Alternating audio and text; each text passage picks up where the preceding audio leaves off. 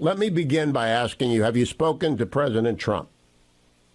I have not spoken to him in the last few days. I was with him there in court a few weeks ago. I've talked to him a couple of times since. He's very frustrated, as we all are, but I think he understands.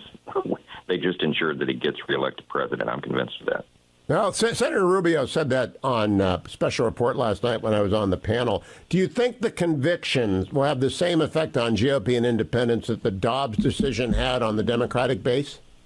You know what? That's a great analogy. I think it probably will. Today I'm in Ohio and Michigan. Tomorrow in Illinois. Hugh, I've been in.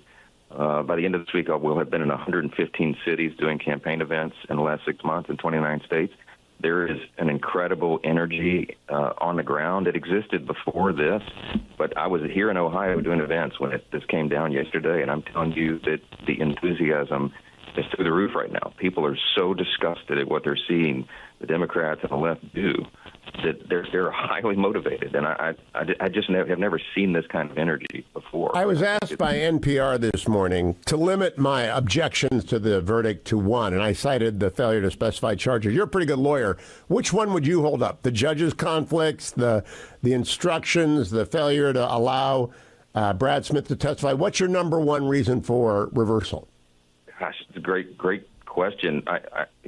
Probably the fact that as the Trump's litigation team is suggesting this morning, we know that Cohen perjured himself on the stand.